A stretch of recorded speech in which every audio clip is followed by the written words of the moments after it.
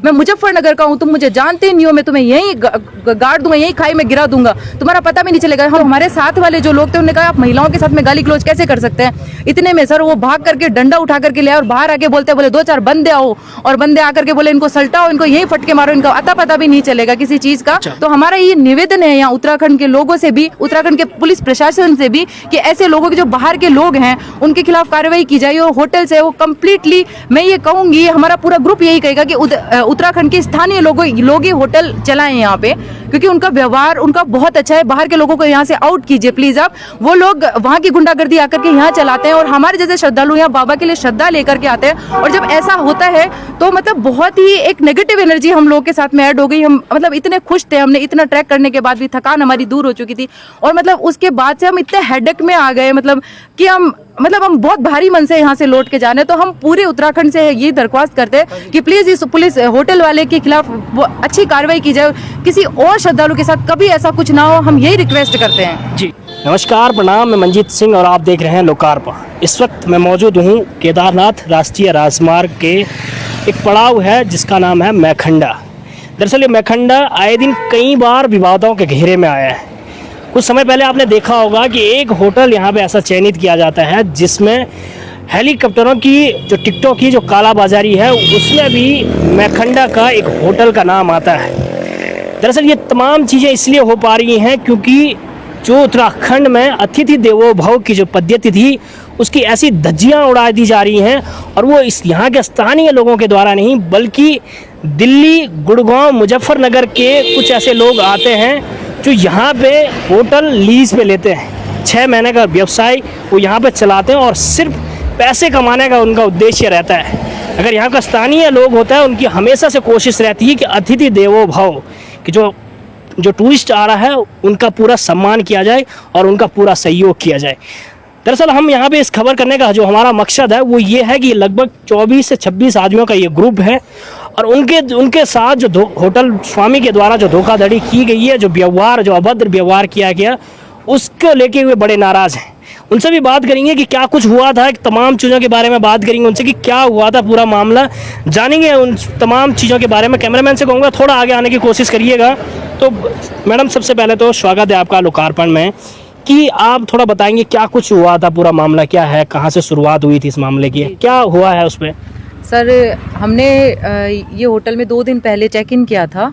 Hotel का नाम क्या है जी? ये टू द वाइल्ड करके होटल है और इसके ऑनर हैं आकाश त्यागी जी।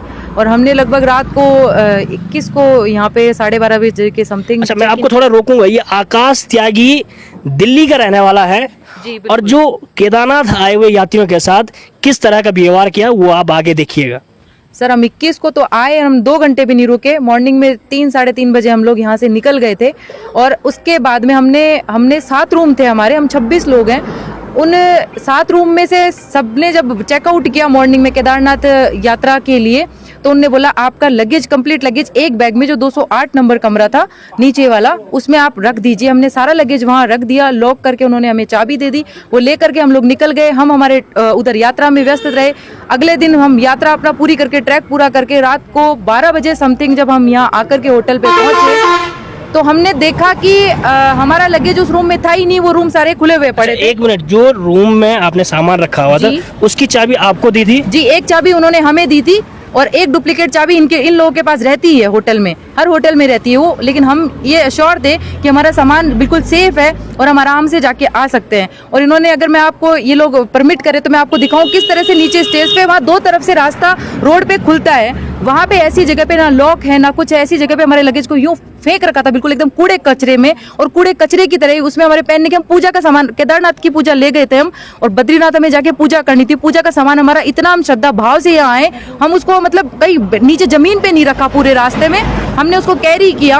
और यहाँ इन लोगों ने कूड़े कचरे में हमसे बिना हमारे कंसर्न लिए इन लोगों ने उसको शिफ्ट कर दिया और वहाँ फेंक दिया।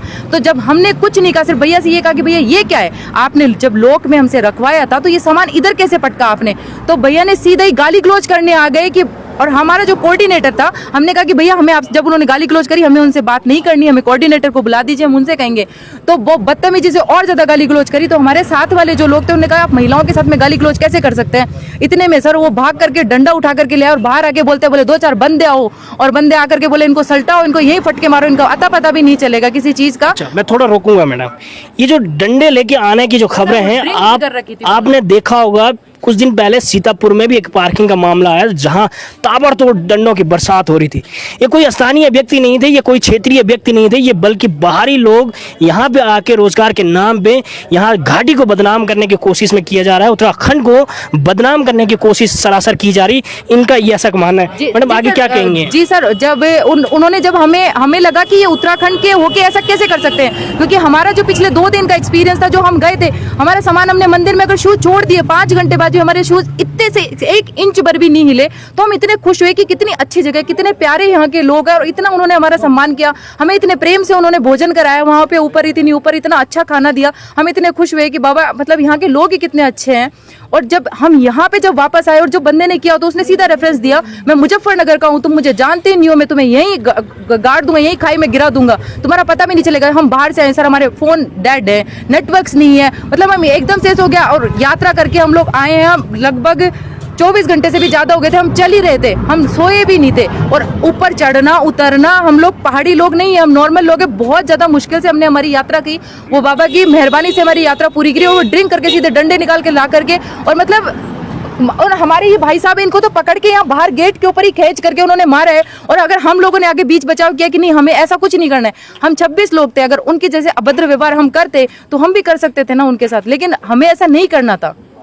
तो हमारा ये निवेदन है यहाँ उत्तराखंड के लोगों से भी, उत्तराखंड के पुलिस प्रशासन से भी, कि ऐसे लोगों के जो बाहर के लोग हैं उनके खिलाफ कार्रवाई की जाए। और होटल से वो कम्प्लीटली, मैं ये कहूँगी, हमारा पूरा ग्रुप यही कहेगा कि उत्तराखंड के स्थानीय लोग ही होटल चलाएं यहाँ पे, क्योंकि उनका व्यवहार उनका बहुत अच्छा है। बाहर के लोगों को यहाँ से आउट कीजिए प्लीज आप। वो लोग वहाँ की गुंडागर्दी आकर के यहाँ चलाते हैं, और हमारे जैसे श्रद्धालु यहाँ बाबा के लिए श्रद्धा लेकर के आते हैं। और जब ऐसा होता है तो मतलब बहुत ही एक नेगेटिव एनर्जी हम लोग के साथ में ऐड हो गई। हम मतलब इतने खुश थे, हमने इतना ट्रैक करने के बाद भी थकान हमारी दूर हो चुकी थी, और मतलब उसके बाद से हम इतने हेडेक में आ गए, मतलब कि हम बहुत भारी मन से यहाँ से लौट के जाने। तो हम पूरे उत्तराखंड से ये दरख्वास्त करते हैं कि प्लीज इस पुलिस होटल वाले के खिलाफ वो अच्छी कार्रवाई की जाए, किसी और श्रद्धालु के साथ कभी ऐसा कुछ ना हो, हम यही रिक्वेस्ट करते हैं जी। और लोगों से भी बात करेंगे क्या कुछ मामले हैं। जरूर इस मामले में पुलिस प्रशासन को संज्ञान लेना चाहिए, क्योंकि ये एक मामला है कि पूरे उत्तराखंड की इमेज के ऊपर ये मामला है। और लोगों से भी बात करेंगे। सर क्या कुछ मामला है, क्या कहेंगे आप इस बारे में, किस तरह की अभद्रता की गई? ट्रैक करके नीचे आए थे, तो हम एक्सपेक्ट कर रहे थे हम आए यहाँ पे और रुके और अपना रेस्ट करें, क्योंकि हमें आज बद्रीनाथ के लिए निकलना था, जो कि आप देख पा रहे हो कि हम अभी तक नहीं निकल पाए हैं। अब हम वहाँ पे आए और हम नीचे जाके अपना लगेज ढूंढ रहे हैं, लगेज मिल नहीं रहा है, किसी का सामान कहाँ है कहाँ नहीं, किसी को कुछ नहीं पता। ना कोई हमसे कंसेंट पेपर साइन कराया गया कि आपका सामान लगेज रूम में रखा जाएगा, क्योंकि आप होटल रन कर रहे हो, आपके पास एक फिजिकल कंसेंट पेपर होना चाहिए। कोई कंसेंट पेपर नहीं था, ना हमने किसी ने साइन करा, ना ही हमारे कोऑर्डिनेटर को केदारनाथ धाम में जब हम ट्रैक कर रहे थे उस टाइम उनको इन्फॉर्म करके हमसे एक कंसेंट लिया हो, चाहे वर्बली कंसेंट लिया हो, ऐसा कोई कंसेंट नहीं लिया गया। उसके बाद जब हम यहाँ आते हैं तो वो गाली गलौज करते हैं। फिर जब हमने उनको कोर्ट करा कि आप तो दारू पी रखी है, आपसे बात नहीं करनी, आप कोऑर्डिनेटर को भेजो, तो वो इनका कॉलर पकड़ के बाहर कर रहे हैं। हम यहाँ 26 लोग हैं, वो 5 लोगों का या 6 लोगों का स्टाफ है। अगर करना होता कुछ तो हम भी पीट काट करके यहाँ पे और फिर ऐसी चीजें करके और पुलिस थाने में जाके सॉरी बोल देते। अगर यही काम करना है हमें, हम यहाँ तीरथ करने आए हैं, यहाँ पे दंगाई करने के लिए आए हैं। उसके बाद में पुलिस को 112 पे कॉल करा, पुलिस यहाँ पे आई। उसके बाद में हमने कैमरे के लिए बात करी, चेक करने के लिए कि कैमरा दिखाओ, तो वो ये बोलेगी जी कैमरा लाइव चलता है, बट कैमरे में स्टोरेज नहीं होता, क्लाउड बैकअप नहीं है। अब समझ ये नहीं आता है कि इतना बड़ा होटल कोई रन करता है, उसके पास क्लाउड बैकअप नहीं है। होटल में कम से कम भी 30 दिन का बैकअप होना चाहिए, रजिस्टर्ड होने चाहिए, हमारी आईडीज इनके पास होनी चाहिए कि फोटोकॉपी की ये बंदे आए हैं। इनके पास ना हमारी आईडीज है, ना इन्होंने हमारा नाम रजिस्टर्ड कर रखा है, रजिस्टर्ड के अंदर ना कुछ कर रखा है। उसके बाद में हम फाटा की पुलिस चौकी में गए, वहाँ पे भी हमें सिर्फ प्रोसेस ही समझाया जा रहा था। घुमा फिरा के हम करीबन 4 साढ़े 4 बजे हमें पता चलता है कि थाना गुप्तकाशी लगता है, और गुप्तकाशी में जाएंगे तो हमारी FIR दर्ज होएगी। हम यहाँ से अपने ड्राइवर के साथ में यहाँ से हम गुप्तकाशी गए, हमने एक FIR दर्ज कराई। वहाँ पे FIR दर्ज कराने के बाद में हमें नंबर दिया गया, वो FIR हम आपको दिखाएंगे अभी। उसके बाद में वहाँ पे वो तीनों को लॉकअप में डाल दिया और उनका सामान बाहर रख दिया। क्या होता है 2 घंटे बाद उसी लॉकअप में से उन किसी एक बंदे का हमारे पास फोन आता है। हम हमें ये समझ नहीं आ रहा, जब बंदा बेली आउट नहीं हुआ है तो वो फोन कैसे कर रहा है, उसको फोन की सुविधा कैसे प्रोवाइड हो रही है पुलिस स्टेशन में। ये आप यहाँ पे देखेंगे, ये हमें ये क्या कहते हैं, ये हमें ये FIR करा रखी है।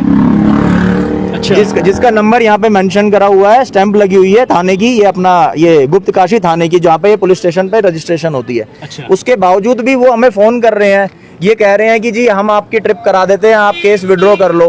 भैया हम केस किस लिए विड्रॉ करें, बात पैसे की नहीं आती है। यहाँ पे हमारे जैसे पता नहीं कितने लोग गए होंगे जो नहीं होंगे। हम तो चलो 26 का ग्रुप था, मान लो 4-5 बंदों का ग्रुप हो या कोई फीमेल हो, बंदा नहीं करेगा रात में 12 बजे, कितनों को लेके मैं कौन जाएगा बताओ, आप बताओ। फीमेल की सेफ्टी के चक्कर में मुंह बंद करके बैठ जाएगा वो, यहाँ पे वो जाएगा ही नहीं वहाँ पे। अब ऐसे इतने लोग यहाँ परेशान होते हैं, ये बोलते हैं कि पुलिस, अब मैं वो वर्ड यूज नहीं कर सकता, इन्होंने क्या बोला है कि पुलिस कहाँ पे है इनके, अब क्या बोलूं मैं कहाँ पे है।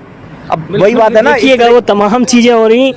एक विधायक कहता है कि उत्तराखंड के लोग हमारे, वही चीज़ वो कहना चाह रहा है जो वो कहना चाह रहा है। और आज भी एक बाहरी व्यक्ति कहता है कि उत्तराखंड पुलिस मेरे, वो चीज़ वो कहना चाह रहा है वो आप समझ लीजिएगा। तो ये क्या चल रहा है उत्तराखंड में, ये बड़ी हैरानी की बात है। और लोगों से भी बात करेंगे, क्या कुछ कहना चाहेंगे, किस तरह से मायूस वो लोग हुए हैं। आप आप भी यहीं रुके हुए थे, क्या कुछ परेशानी हुई आपको, किस तरह का व्यवहार आपके साथ किया गया? सर परेशानी ऐसी है कि अब क्या बताएं, हम यहाँ पर आए हैं कि भाई हमें अच्छी सर्विस प्रोवाइड हो जाए, लेकिन हमें अच्छी सर्विस प्रोवाइड नहीं कर रहे, कोई बात नहीं, आप हमारे साथ मिसबिहेव नहीं कर सकते। आपको ये राइट किसी ने नहीं दिया कि आप है ना किसी आने वाले इंसान के साथ इस तरह से बात करें कि उसको मतलब मानहानि होती है एक तरीके से।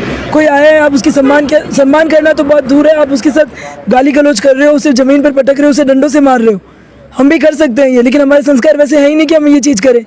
मैंने उत्तराखंड की पुलिस को बोला कि आप जाकर एक बार उनसे सिर्फ पूछिए कि उन्होंने ये क्यों किया, वो चीज़ भी नहीं हो रही है ना। उन पर कोई ये FIR की कॉपी भी, मुझे नहीं लगता कि ये FIR की कॉपी सही है। वहाँ पर उन्होंने सिर्फ एक रिपोर्ट लिखी है कि हम इसकी जांच करेंगे, और जांच करना, FIR करना, कुछ मेरे को नहीं समझ में आ रहा है उनका। अगर वो करना चाहते हैं तो अब तक कर चुके होते। पूरे 12 घंटे हो चुके हैं इस बात को, और उन्होंने अभी तक कोई एक्शन नहीं लिया है।